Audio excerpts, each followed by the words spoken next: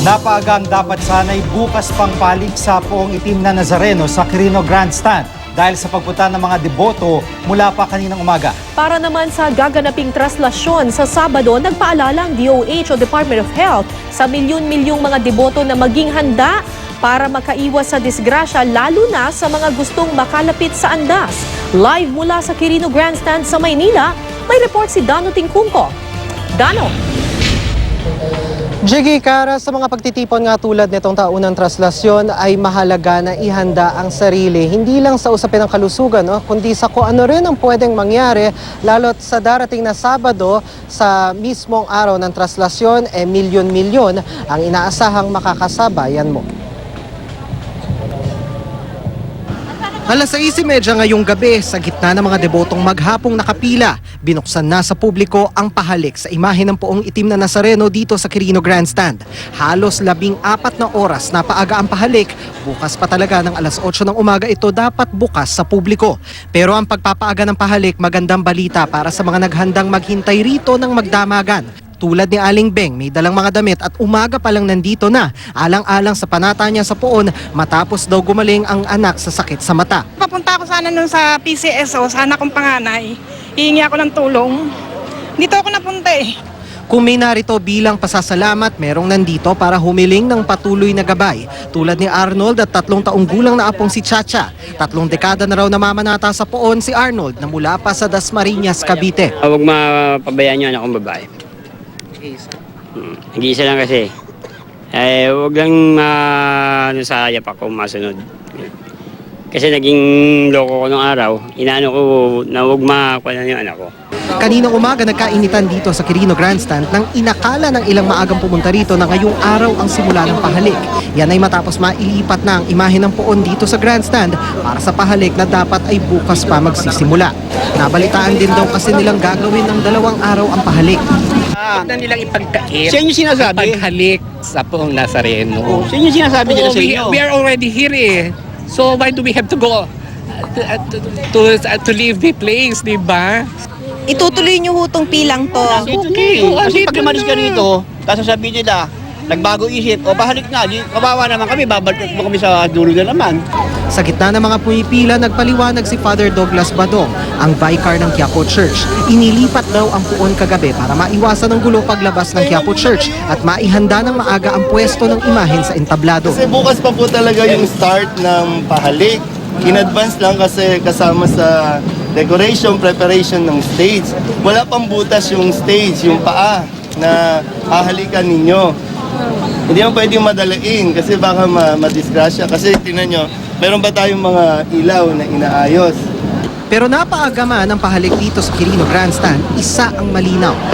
Sa Sabado, sa simula ng taunang traslasyon, hindi magiging madali ang paglalakbay lalo na sa mga lalapit sa andas. Puso't isip man ang magtatawid sa marami, kailangan siguruhin kayang sumabay ng katawan. Kaya payo ng Department of Health sa mga sasama sa traslasyon, magdala ng tubig at pagkain na nakalagay sa plastic container at hindi madaling mapanis. Magsuot ng komportableng damit, iwasang magsuot ng mga alahas at magdala ng mamahaling gadgets. Huwag magkalat.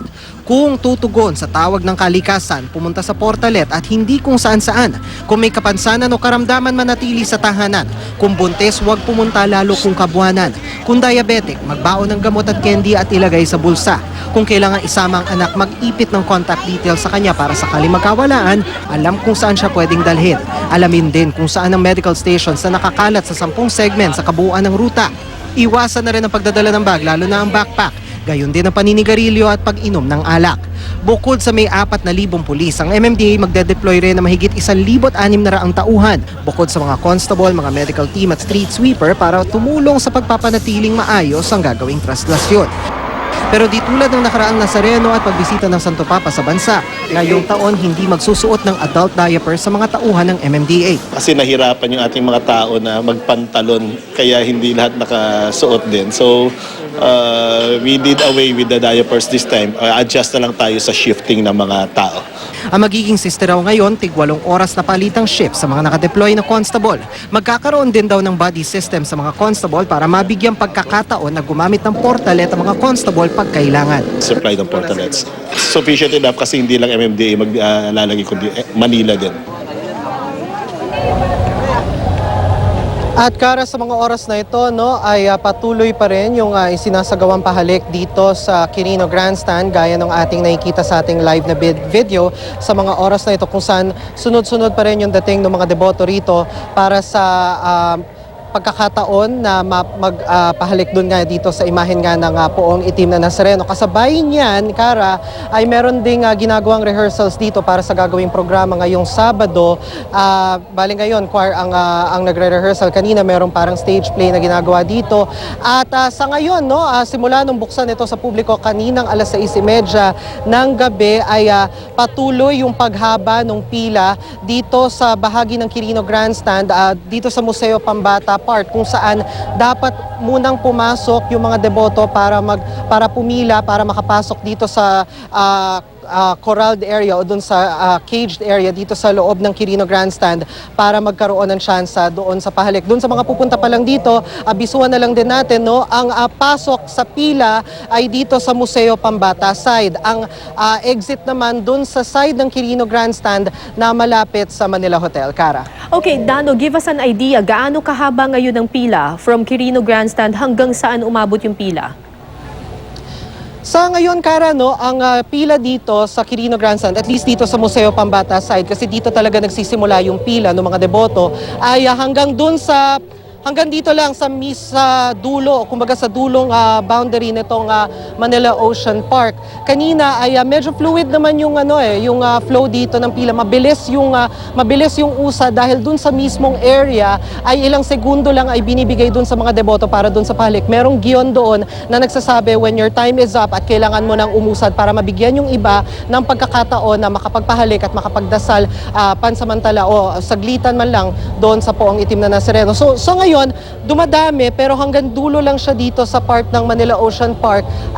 Inaasahan natin na sa mga susunod na oras ay lalo pang hahabayan pero mabilis naman ang usad ngayon, Kara. Okay, Dano, may mga nakausap ka kaninang mga deboto ng poong Nazareno. Ang katanungan ng ilang mga tao na hindi ay suppose deboto ng poong Nazareno, bakit importante o bakit mahalaga sa kanila na ngayon sila gagawa ng pahalik?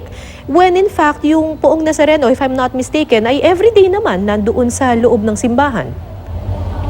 Actually, tama, Kara, no? Yun din yung isa sa mga punto na itinatanong natin dun sa mga deboto rito dahil gaya nga nung nabanggit mo, ang imahe naman ay nandoon naman sa Quiapo Church at year-round naman ito ginagawa. Pero karamihan sa kanila, ang sinasabi nila dahil most of them sinasabi nila na ngayon kasi parang ganitong panahon kasi nila kumbaga naipakilala o kumbaga ngayong panahon sila naipakilala sa poon, so parang in a way para siyang anniversary, no, yung kumbaga ito yung time na namanata sila o pumirma sila ng covenant doon sa poong itim na Nazareno at ganitong panahon din nila talagang gustong i-celebrate or gawin ang mga bagay na ito. Meron ding iba nagsasabi, no, na kumbaga yung sakripisyo na gagawin nila kasi alam naman nating lahat na kapag ganitong panahon, pag ganitong traslasyon na time ay talagang marami yung mga tao na pumupunta rito. Ang sinasabi nila kapag ang sakripisyo daw ay malaki o talagang malaki yung hinihingi sa kanila,